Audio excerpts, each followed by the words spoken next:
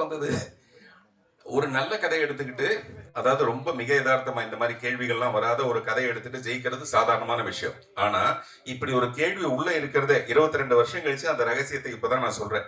முதல் மரியாதையில் எனக்கு ஒரு உண்மை தெரிஞ்சாகணும் மாதிரி இது வரைக்கும் உங்களுக்கு யாருக்குமே இந்த விஷயம் தெரியல. நான் சொல்றது வந்து அப்படி ஒரு உள்ளுக்குள்ள அப்படி ஒரு விஷயம் இருக்கு. எப்படி இருந்தாலும் ஒரு பொண்ணை கூட்டு போய் சந்தோஷமா ஒரு குடிசை எடுத்து கொடுத்து ஒரு தையல் மிஷின் கொடுத்து அவளை வாழ வச்சிருக்கலாமே கௌரவமா. எதுக்காக அவளை சீரழிக்கணும், எதுக்காக இப்படி கஷ்டப்படுத்தணும்? இது என்னுடைய கேள்வி, வெறும் ஒரு கதாசிரியரா. அதுதான் நானும் சொல்றேன். உங்களுக்கு தெரியாம 22 வருஷமா அதை மனசுக்குள்ள பூட்டி வைக்கிற அளவுக்கு அந்த கதையை வெற்றி அடைய வச்சது அவருடைய திறமைன்னு சொல்றேன். பாத்தீங்க சார், நீங்க எப்படி பேசுவீங்கன்னு எல்லாருக்கும் தெரியும். நீங்க எப்படி பேசுவீங்கன்னு எல்லாருக்கும் தெரியும். சின்ன வயசுலயே நீங்க இப்படிதான் பேசியிருப்பீங்க. உண்மையிலேயே உங்களுக்கு எத்தனை காதல், அதே மாதிரி அந்த காதலியை பின்னால நீங்க சந்திச்சிருக்கீங்களா? அப்ப உங்க மனநிலை எப்படி இருந்தது?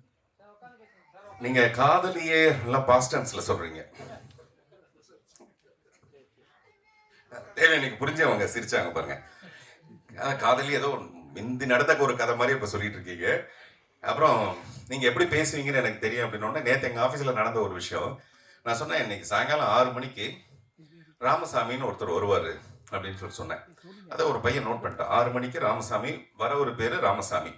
அப்ப எழுதி முடிச்சோன்னா அப்புறம் சார் அப்படின்னா வராத ஒரு பேரு கிருஷ்ணசாமி அப்படின்னா, வராத ஒரு பேரு கிருஷ்ணசாமி அப்படின்னா, சார் வராத ஒரு பேரு அப்படின்னா கிருஷ்ணசாமி அப்படின்னு எழுதிட்டாப்ல. சொல்றது புரியுதா? வர ஒரு பேரு ராமசாமி, வராத ஒரு பேரு கிருஷ்ணசாமிட்டு போயிட்டான் அவன் பாட்டுல. எனக்கு ரொம்ப ஷாக் ஆயிடுச்சு. அப்படின்னா என்ன அர்த்தம்னா நான் பேசுறதெல்லாம் ரொம்ப உண்மையை நான் நம்பிட்டு போயிட்டான். அந்த மாதிரி இந்த பேச்சு திறமை மட்டும் இருந்ததுன்னு வச்சுங்களேன், நிறைய காதல் வரும். பேச்சு திறமையும் ஒரு காரணம். அப்புறம் பழைய காதலியை பார்த்தா எப்படி இருக்கும்னா, இப்ப நம்ம நந்திதா தாஸ், அதுதான் சொல்றேன், நந்திதா தாஸ் அங்க ரோட்டோரத்துல பார்க்கும்போது என்னவா இருந்ததோ அந்த மாதிரி பல சந்தர்ப்பங்கள் எனக்கு ஏற்பட்டிருக்கு. இன்னும் நிறைய மாதிரி ஏற்படணும்னு ஆசைப்படுறேன். என்னுடைய அடுத்த புத்தகத்தோட பேரு வந்து வழிநடுக காதல் பூக்கும். வழிநடுக காதல் பூக்கும். காதல்ங்கிறது ஒரே ஒரு தடவை வந்துட்டுலாம் போயிடாது. காதல் வந்துகிட்டே இருக்கும். பட் அதை ரிசீவ் பண்ற அளவுக்கு நம்ம இருக்கணும், ரெடியா இருக்கணும். உண்மையிலேயே உங்களுக்கு எத்தனை காதல் தான் சார் உங்களுக்கு சின்ன வயசுல இருந்து இப்போ வரைக்கும் வச்சுக்கோங்க? அது நான் வந்து என்னுடைய என் நினைவு தவறும் வரை உன் நினைவும் தவறாதுன்னு ஒரு கவிதை எழுதியிருப்பேன். என் நினைவு தவறும் வரை உன் நினைவும் தவறாது. அப்படி எனக்கு ஒரு நினைவு தவற ஒரு நேரம் வரும்போது மொத்தமா கூட்டி பார்த்து நான் சொல்றேன் எத்தனை காதல். ஏன்னா நம்ம இப்பவே முடிவெடுத்துட்டோம்னு வச்சுங்களேன், இதுக்கப்புறம் வர காதல் அதிகமா இருந்ததுன்னா டே அறிவு கட்டோன்னே நீ ஏன்டா இப்பவே முடிவெடுத்துட்டேன்னு நாளைக்கு வரப்போற காதலி நம்மளை கோச்ச கூடாது இல்லையா? ஆக்சுவலா காதலுங்கிறது சார், என்ன நாங்க எவ்வளவு காதலிக்கிறேனோ அதுதான் காதல். அதுதான் நான் சொல்றேன். மனசுக்குள்ள எவ்வளவு இருக்கோ அதுதான் காதல். காதலிக்கிறது உருவம். 16 வயசுல அவ அழகா இருப்பா, 22 வருஷம் கழிச்சு அவ எப்படி அழகி மாதிரியே இருப்பா. ஆனா அழகி இருக்கா பாத்தீங்களா? இது வந்து மனுஷனோட காதல். பார்த்துக்கணும் சார். இப்பெல்லாம் படம் வெற்றி பெற்றுச்சுன்னா அந்த படத்துல நடிச்சவங்க, இயக்குனர், இவங்களுக்கெல்லாம் வந்து கார் பங்களாலாம் பரிசு கொடுக்கறது வழக்கமா இருக்கு. இப்போ அழகி ரீரிலீஸ் எதிர்பார்த்ததை காட்டிலும் பெரிய வெற்றி அடைஞ்சதுன்னா இந்த தயாரிப்பாளர்கிட்ட அதெல்லாம் எதிர்பார்ப்பீங்களா? கொடுப்பாரா அப்படிங்கிறது இல்ல. அவர் வந்து முன்னாடியே சொன்னார், இங்க பேசும்போது பன்ருட்டியில நடக்கும்போது போய் பார்த்தேன், இவங்க எல்லாம் சின்ன வீட்டுல சந்தோஷமா இருந்தாங்கன்னு. எல்லாரும் சின்ன வீட்டுல சந்தோஷமா தான் இருப்பாங்க. அதனால நீங்க பெரிய வீடு இல்லைன்னா கூட ஒரு சின்ன வீடு வாங்கி கொடுத்தீங்கன்னா கூட சந்தோஷமா இருக்கு சார். பாத்துங்க சார். சொல்லுங்க சார், நீங்க வந்து பேச்சுல வந்து எல்லாரையும் அடிப்பீங்கன்னு தெரியும். பட் ஆனா மேடையிலயும் அதே மாதிரி தான் ஒரு ஸ்பீச் கொடுத்துருந்தீங்க. ஒரே மேடையில இப்ப இருக்க சுச்சுவேஷனுக்கு கருணாநிதியும் தளபதியும் சேர்த்து வச்சு சொல்லியிருக்கீங்க. சோ இது இந்த மேடையில அவரு தங்கர் பச்சன் ஆப்போசிட்டா நிக்கிறாரு. இப்ப இதை சொல்லியிருக்கிறீங்க, இது அவருக்கு போயிருக்கோம்ல? இல்ல, அதுல உதயநிதியும் பாதி கூட சொல்லியிருக்கேன் பாத்தீங்களா? உதயகுமார்னு உதயநிதியோட பாதியும் சொல்லியிருக்கேன். அதனால கருணாநிதி தளபதியும் உதயநிதியில பாதியும் சொல்லியிருக்கேன் நான். அப்படி பேசுனது எனக்கு ரொம்ப இன்ப நிதியா இருந்தது சார். ஓப்பனிங்க நீங்க தங்கர் பச்சனுக்கு வெற்றிக்கு வாழ்த்துக்களும் சொல்லிட்டீங்க, அவர் தான் எம்பின்னு சொல்லியிருக்கீங்க. இங்கேயே பிரச்சாரத்தை ஆரம்பிச்சிட்டீங்க. உங்களை மாதிரி தேவயானி மேடம் அவருக்காக பிரச்சாரத்துக்கு, ஏன்னா இவ்வளவு பெரிய வெற்றி இன்னைக்கு மனசுல நிக்குது, நீங்க போவீங்களா பிரச்சாரத்துக்கு? நல்லா கேட்டீங்க சார். நன்றி இருக்கணும் சார், ஒருத்தருக்கு நன்றி இருக்கணும். நமக்கு இந்த மாதிரி ஒரு நல்ல நல்ல படங்கள், மறுமலர்ச்சி, காதல் கோட்டை, இதெல்லாம் நம்ம கொடுத்தவங்களுக்கு நம்ம பிரச்சாரம் போகணுமேங்கிற ஒரு நன்றி இருக்கணும். சொல்லுங்க பார்க்கலாம். பதில் சொல்லுங்க மேடம். சார், அது மாதிரி தயாரிப்பாளர் வந்து நந்திதா கையில தாமரை வச்சிருக்காரு. அவர் வெற்றி பட்டா நல்லா இருக்கும். அவர் வெற்றி அடையணும் இல்லையா? அவர் ஒரு புது ஜர்னில ஆரம்பிக்கிறாரு. அந்த ஜர்னி அவருக்கு சிறப்பா வரட்டும்னு வேண்டிக்கிறேன், வாழ்த்துறேன். பாத்தீங்க சார், தயாரிப்பாளர் ஏதோ நினைச்சு கையில வந்து தாமரை வச்சிருக்காரு. அது வந்து என்ன நினைக்கிறீங்க? அதை ஏன்னா தங்கர் பச்சன் தான் அவருக்கு நண்பர். அவரும் இப்போ அந்த கூட்டணியில தான் இருக்கிறாரு. அதனால தான் இந்த ரீரிலீஸோவா எங்களுக்கு அந்த சமயம் அது தெரியல. தயாரிப்பாளர் வந்து தாமரை பூ வச்சிருந்தா தப்பு இல்லைங்க, தாமரைன்னு ஒரு பெண்ணை வச்சிருந்தா தான் தப்பு. அவர் தான் தேவயானி மேடத்துடைய சகோதரின்ட்டாரு. தேவயானி கிட்ட வந்து எல்லாருக்குமே அந்த மாதிரியான ஒரு விஷயம் உண்டுங்க. அது ரொம்ப ரொம்ப முக்கியமான விஷயம். அந்த குடும்ப பாங்கான ஒரு விஷயம் வந்து சரி நடிப்புல மட்டுமே கிடையாது. நான் அவங்கள இப்போ நாங்கள் ஒரு 3 படம் நடிச்சிருக்கோம். 3 படம் தான் நடிச்சிருக்கோம்.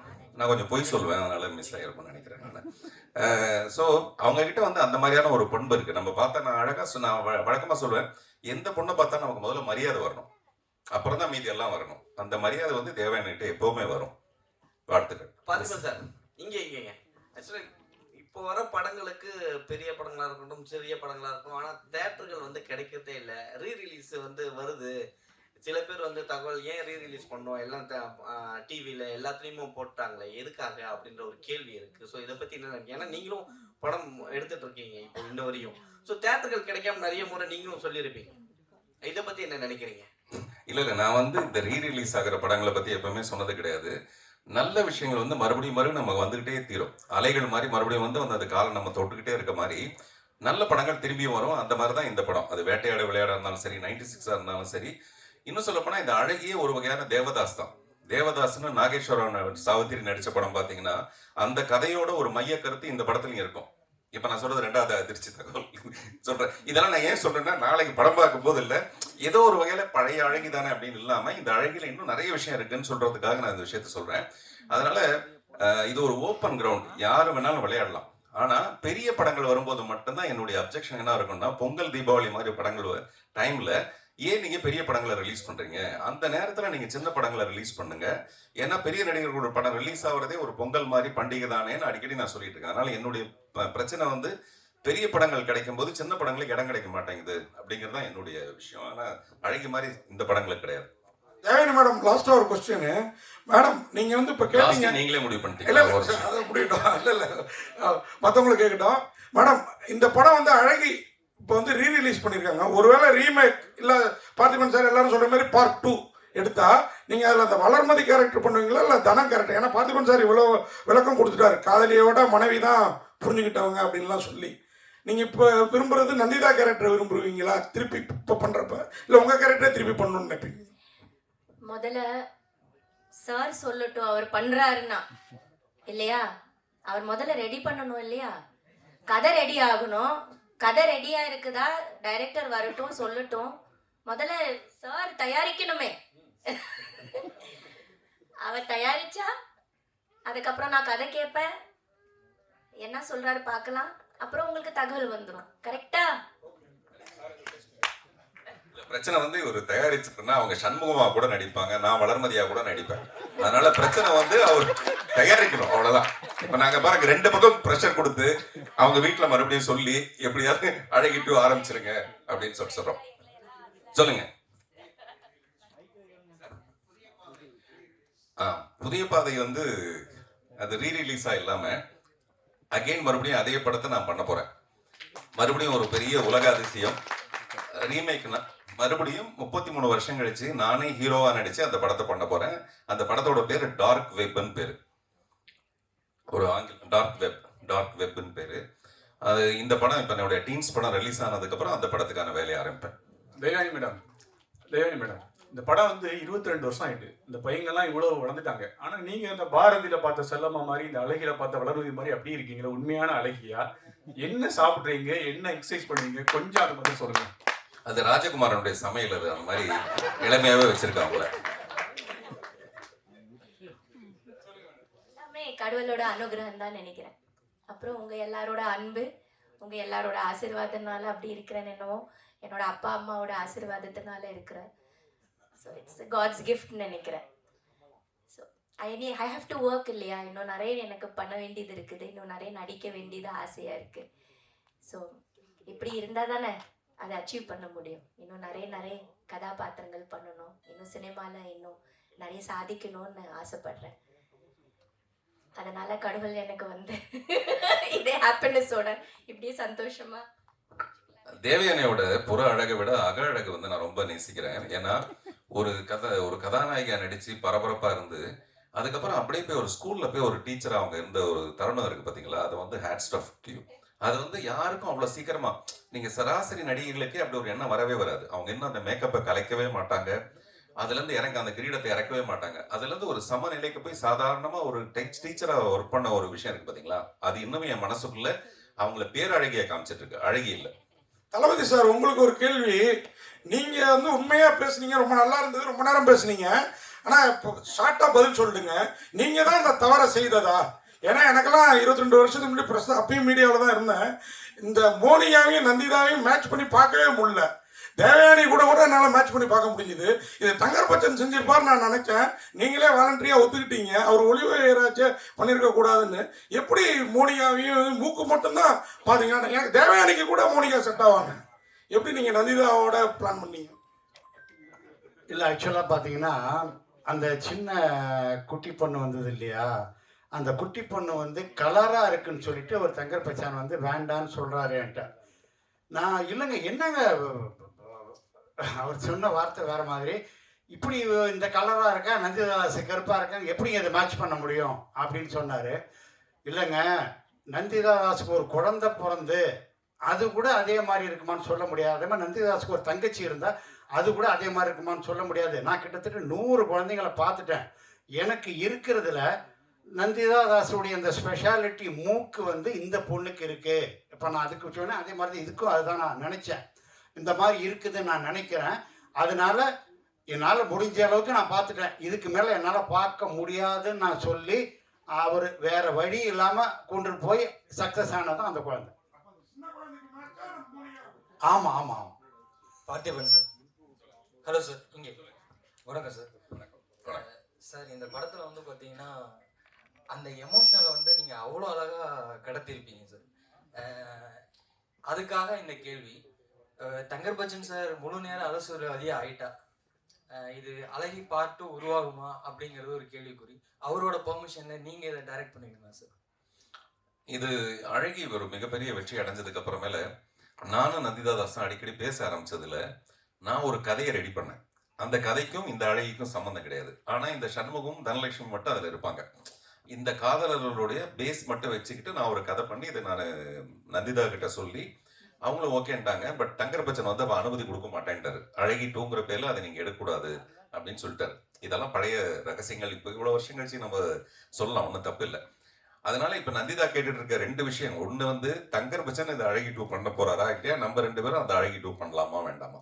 அதனால தங்கர் பச்சன் எம்பி ஆகணும், அவர் வந்து பாராளுமன்றத்துக்கு போகணும், டெல்லிக்கு போகணும் அப்படின்னு நான் முதல்ல நான் வாழ்த்தினது காரணமே அழகி 2 நான் பண்ணணுங்கிறதுக்காக. நான் ஒரு பயங்கர சுயநலவாதி. நம்மகிட்ட இருக்கிற காதலுக்கு அழகின்னு ஒரு படம் பண்ணலாமே 2, ஏன் பண்ணக்கூடாது? அதுல வளர்மதி மனசுலயே இருப்பான். இல்ல நான் நிறைய பேர் டைவர்ஸ் பண்ணாம தான் இந்த மாதிரி வச்சிட்டு இருக்காங்க. சரி படம் பார்த்திபன் சார் சொல்லுங்க. தேவயானி ஆக்சுவலா இந்த மேடையில் நம்ம பேசுறதை விட இந்த கலந்துரையாடல் ரொம்ப நல்லா இருக்கு. சொல்லுங்க. படத்துல நீங்க ஒரு பெர்ஃபார்மன்ஸ் பண்ணுவீங்க, தேவயானி மேடம், நந்திதா மேடம், சின்ன பசங்க எல்லாம் பண்ணிட்டு இருப்பாங்க. ஆமா, ஆளுக்கு ஒரு பேமெண்ட் கொடுத்ததுனால ஆளுக்கு ஒரு பெர்ஃபார்மன்ஸ் பண்ணுவாங்க. இந்த பெர்ஃபார்மன்ஸை தாண்டி இசைஞானி வந்து அவங்க இசையில வந்து அதிகமா காமிச்சிருப்பாங்க. ஸோ அதை பத்தி சொல்லுங்க. இல்லைங்க, அது வந்து நம்மளுடைய வார்த்தைகளுக்கு அப்பாற்பட்ட ஒரு விஷயம். அவரு கருணாநிதி சார் சொன்ன மாதிரி நிறைய ராஜா சாரை பத்தி நம்ம சொல்லிட்டே ஏன் இந்த கொஸ்டின் கேட்டேன்னா, யாருமே இளையராஜாவை பத்தி பேசவே இல்லை. இல்ல அதான் சொன்னாங்க கருணாநிதியை தவிர.